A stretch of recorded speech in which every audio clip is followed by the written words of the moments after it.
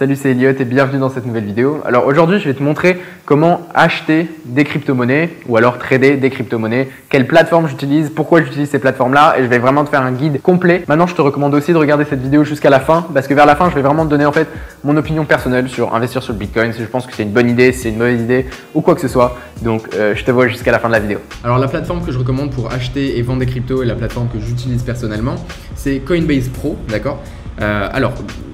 La première chose que tu vas devoir faire en fait, c'est te créer un compte Coinbase, d'accord, la plateforme probablement la plus connue pour acheter et vendre des cryptos. Maintenant, la petite douille en fait, c'est que les frais, les commissions, etc. sur Coinbase quand tu vas acheter et vendre des cryptos vont être très élevés, ok, vont être très élevés. Donc, ce que tu vas faire, c'est d'abord te créer un compte sur Coinbase. Sauf qu'une fois que tu as ton compte sur Coinbase, il va falloir évidemment que tu mettes ton passeport, ta résidence, etc., etc. Un petit peu comme tout compte avec courtier ou quoi que ce soit. Mais donc c'est assez simple, je ne vais pas te faire un dessin sur ça. Mais une fois que tu as tes identifiants Coinbase avec ton mot de passe, tu vas tout simplement aller sur le site qui s'appelle Coinbase Pro. Tu peux taper sur internet, tu vas venir ici, ok. Et là, tu vas pouvoir tout simplement te login, ok, avec tes identifiants de Coinbase. Tu n'as pas besoin d'avoir un autre compte. Il va juste falloir que tu acceptes en fait que Coinbase Pro puisse manager en quelque sorte ton compte Coinbase. Donc une fois que tu as fait cette étape et tu peux donc accéder, te login à Coinbase Pro, la plateforme va ressembler à ça. Donc, je vais te montrer les éléments les plus importants de la plateforme en premier, ok. Donc pour moi évidemment ce serait les dépôts et les retraits, ok, deposit, withdraw. Donc comme tu vois, en termes de dépôt, tu peux déposer avec beaucoup de manières différentes. Donc tu peux déposer en Bitcoin. Donc si tu es propriétaire de Bitcoin sur une autre adresse, que ce soit sur Kraken, sur Binance, sur Bittrex, peu importe, et que tu veux envoyer des Bitcoins sur Coinbase Pro, tu vas pouvoir le faire tout simplement en l'envoyant à cette adresse. Mais je suppose que c'est pas forcément ton cas si tu regardes cette vidéo. Donc là tu vois que je vais pouvoir déposer en euros, d'accord. Donc simplement je clique dessus et donc soit tu peux déposer de l'argent sur ton compte Coinbase, ok, et après justement les transférer de Coinbase à Coinbase Pro. Ça c'est une façon de le faire qui va être très simple. Ou alors tu peux tout simplement faire un transfert SEPA, c'est les transferts en Europe, tout simple. Donc on va te donner un IBAN et tout simplement de ton compte bancaire, tu vas envoyer de l'argent à cet IBAN et tu vas tout simplement directement recevoir des euros ici. Donc là tu peux voir qu'il y a euros et Bitcoin. Donc là ça me dit combien j'ai en euros, ok, et donc voilà, ton argent va s'afficher ici. Et puis si tu avais déposé des Bitcoins, ton nombre de Bitcoin va s'afficher ici. Maintenant, en termes de retrait, c'est exactement la même chose. Tu vas pouvoir retirer en Bitcoin. Donc, si tu as déposé des euros, tu as des Bitcoins et ces Bitcoins-là, en fait, maintenant, tu veux les envoyer ailleurs. Tu veux les envoyer soit à un ami, soit pour une transaction. Tu veux payer quelque chose, tu vas pouvoir envoyer ces Bitcoins-là à une certaine adresse. Ou alors, tout simplement, te l'envoyer à une autre adresse que tu as. Tu vas pouvoir le faire. Et puis sinon, les euros, imaginons que tu as acheté des cryptos, tu les as revendus, maintenant tu veux cash out, tu veux récupérer l'argent en ton compte en banque, tu vas pouvoir le faire tout simplement ici. Et donc tu vois, il y a une limite de 50 000 euros par jour. Je clique ici et je vais pouvoir choisir en fait le compte bancaire sur lequel je l'envoie. Donc pour ma part, tu peux voir que j'en ai déjà un ici qui est enregistré chez la Société Générale.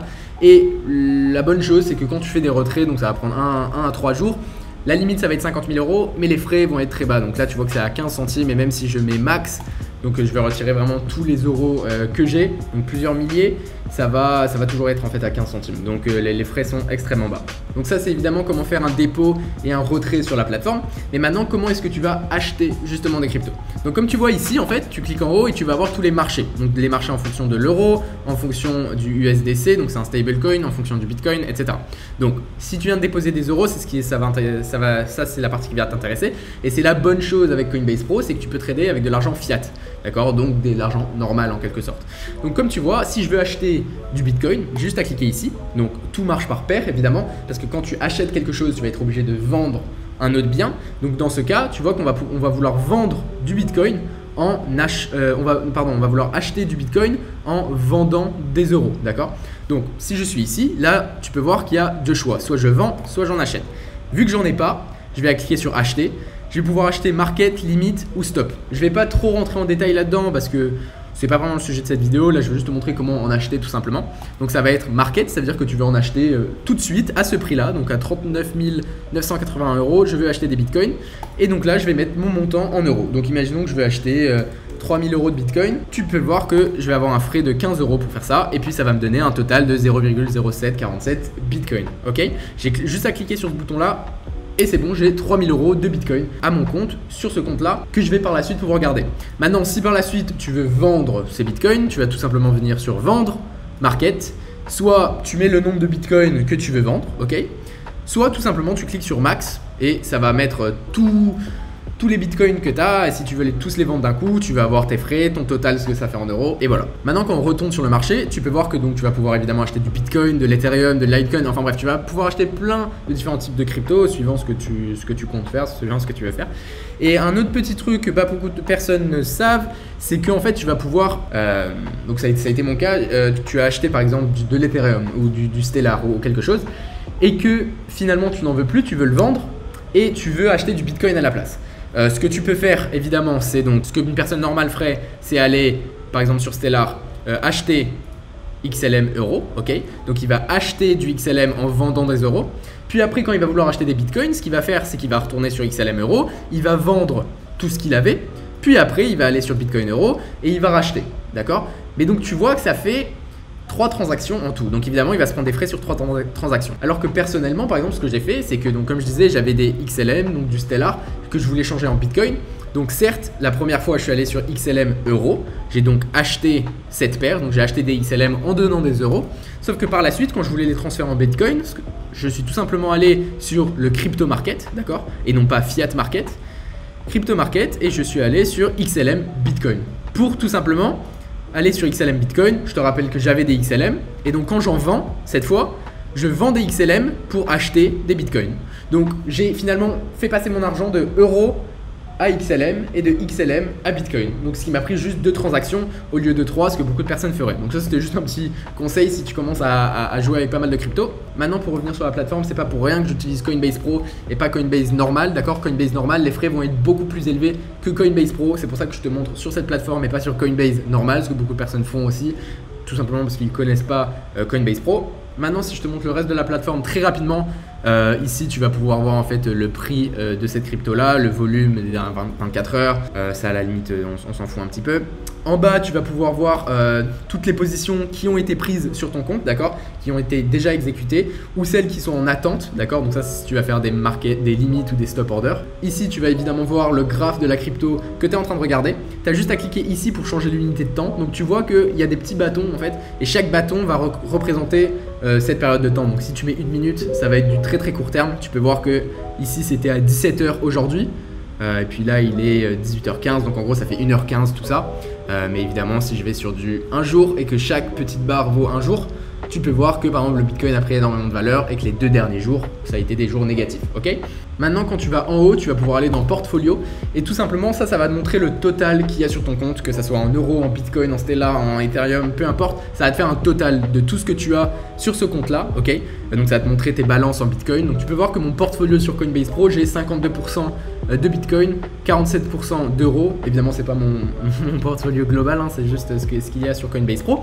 Et puis tu peux voir l'historique en fait de tous tes dépôts, ok. Donc ça, c'est tous les dépôts que j'ai fait et l'historique de tous les retraits que j'ai fait à mon compte en banque, ok, avec les dates, etc. Et évidemment, de cette page, tu peux aussi faire des dépôts, faire des retraits. J'aimerais finir ce petit tutoriel par dire aussi qu'ils ont une application sur iPad, une application sur téléphone qui s'appelle Coinbase Pro aussi, que j'utilise personnellement, et tu peux faire exactement les mêmes choses. Comme tu peux voir au niveau trading, si tu étais vraiment trader, il n'y a pas énormément d'outils, on va dire, pour trader en termes d'analyse. Donc tout ça, je le ferai toujours sur TradingView.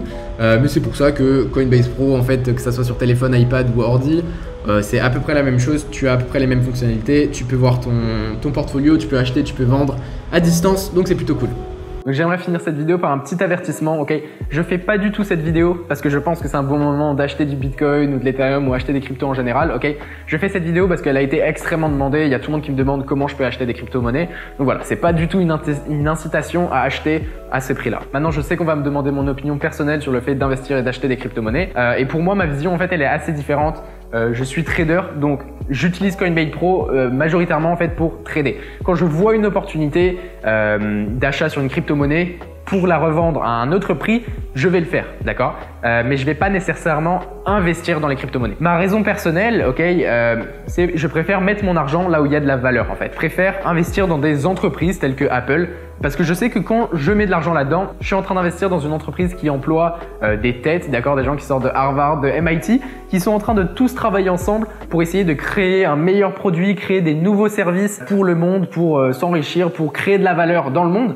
personnellement, logiquement, je préfère que mon argent soit dans des sociétés comme ça où vraiment il travaille et ça crée de la valeur plutôt que dans du Bitcoin par exemple. D'accord? Le Bitcoin, le seul moyen pour moi de gagner de l'argent, c'est si dans un futur proche, plus de personnes veulent de Bitcoin que veulent en vendre et que le Bitcoin est plus cher qu'au prix où je l'ai acheté. Mais sinon, le Bitcoin ne crée absolument rien. Maintenant, c'est mon avis personnel, d'accord? Les personnes qui ont investi dans le Bitcoin depuis 2017 vont évidemment pas être d'accord avec moi, mais ça, c'est mon avis personnel. Je préfère investir sur des entreprises qui vont créer de la valeur plutôt que des crypto-monnaies. Cependant, comme je disais, je trade les crypto-monnaies et je pense que les crypto-monnaies, surtout par exemple le Bitcoin, est un bon hedge contre d'autres investissements, d'accord? Donc un bon hedge, c'est quand tu vas acheter quelque chose pour te protéger des fluctuations d'autres positions dans ton portfolio.